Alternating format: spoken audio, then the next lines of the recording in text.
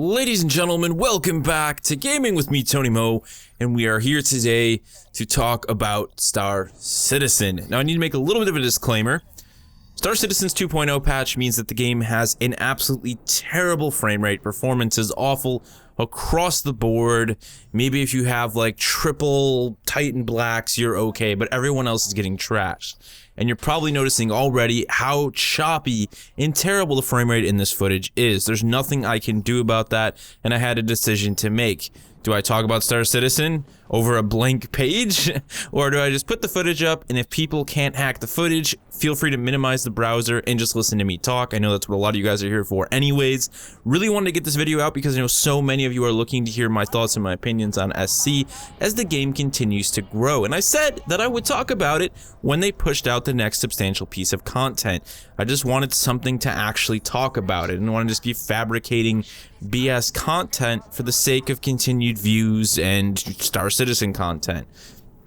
So, minimize it, stop watching the video.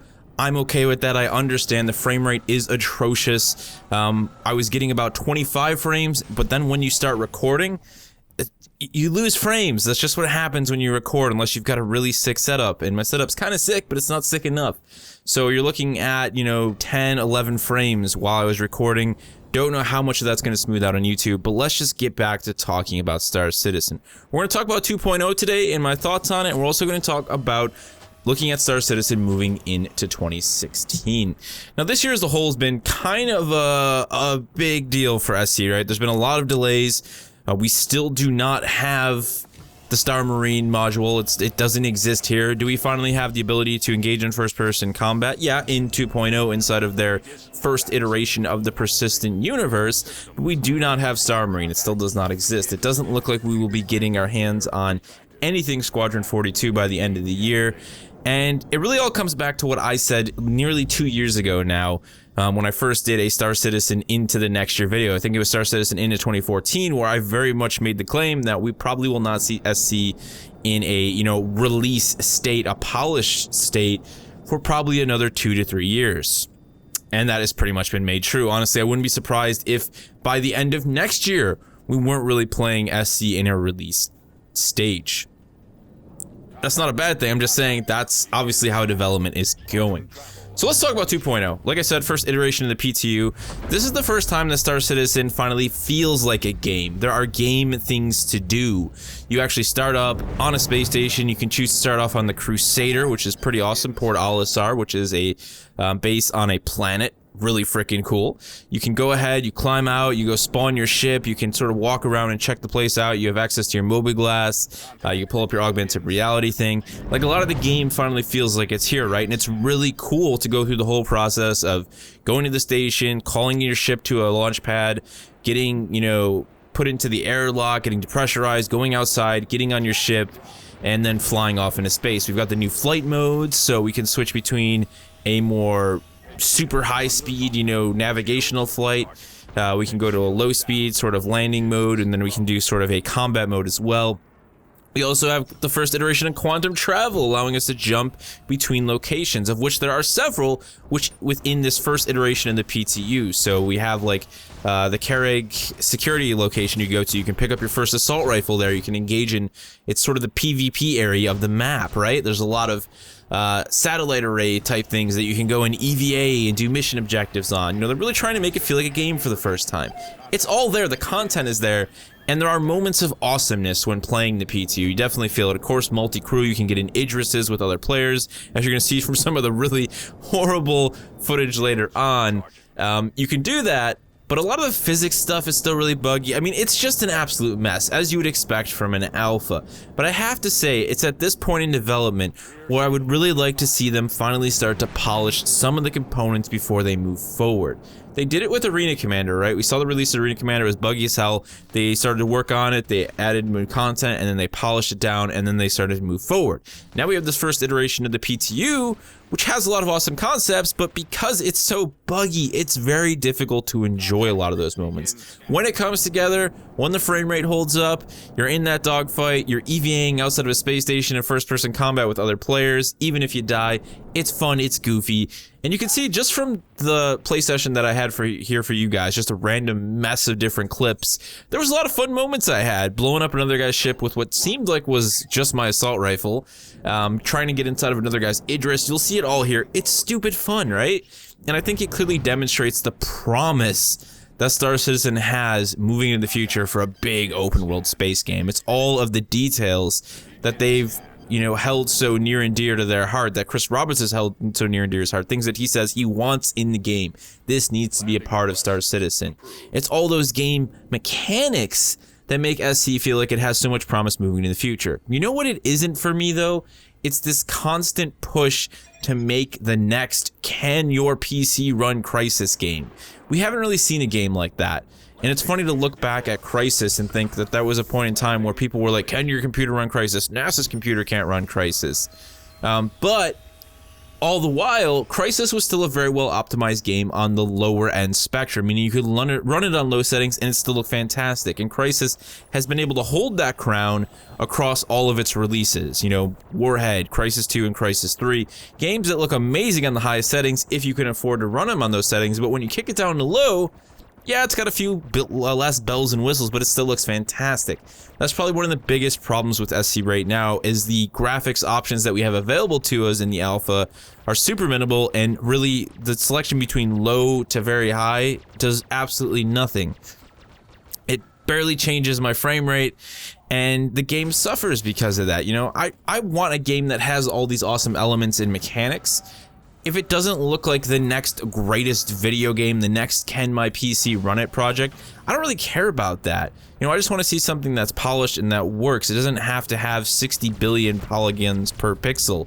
I know that's their big push, that's their dream to make like the ultimate PC master race game, like, oh, your computer will die, if you can run it on the most powerful thing, then you'll be able to. And I know they plan on optimizing for lower end rigs down the line. But right now, when you look at the game, that seems like it's going to be a bit of a challenge. And obviously, with the networking issues and everything, everyone's taking huge frame rate hits.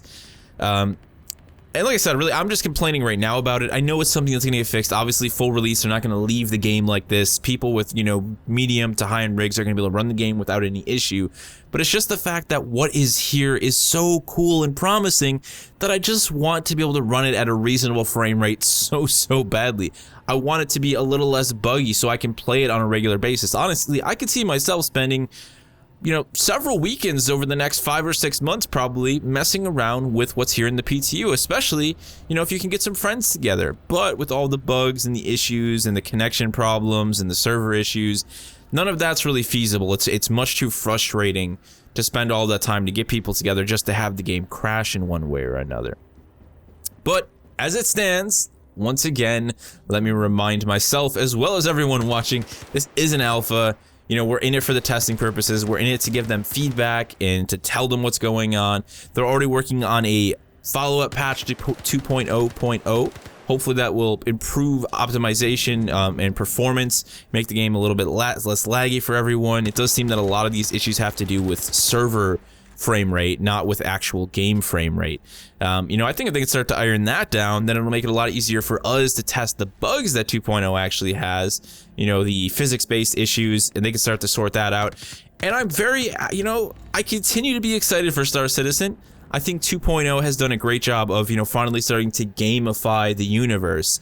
It definitely gives a better vision. I want to say very clear-cut, but a better vision for the future of SC. And I think it continues to dissuade naysayers. I mean, there's no doubt about it. You don't make a project like this, you don't continue to push into development like this if you're a pyramid scheme. Have they maybe made some bad design choices and development choices along the way? Yeah, there's no doubt about that, but what developer doesn't? It's just that we don't usually hear about it because we're not usually involved with open development like we have been with Star Citizen. 2.0, guys, if you can play it, get in, mess around with it. It really, if you're not recording, Yes, it's a low frame rate, but it's playable. It is a hell of a lot of fun to like fly to the different stations, just the ability to be able to go from place to place. And if you guys haven't recently seen, they launched a video that was supposedly all in-game. I'll have a link down in the description below that demonstrates their procedural generation techniques and technology for planetary exploration. So actually going down to full-scale planets and how they're going to generate it. They're using a system very common for procedural generation where they generate basically what's in your area. Awesome, right? Like, it looks phenomenal.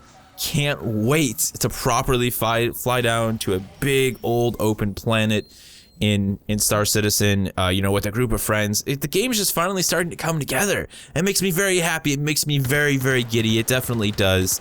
I just hope that along the way they can spend a little bit more time just polishing and optimizing the experience. And putting the game on more of a development path similar to what Elite did. I think it's that point in time where rather than continuing to build module after module and having them be a disaster, it's okay to look at the PTU and say, you know, let's polish what's here and then add content.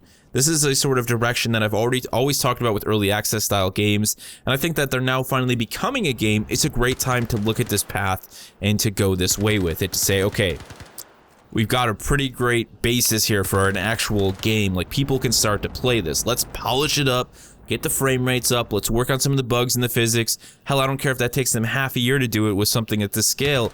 And then we'll move forward, we'll start to add on content, and we'll start to build out the rest of our game. That's what I personally would like to see moving into 2016.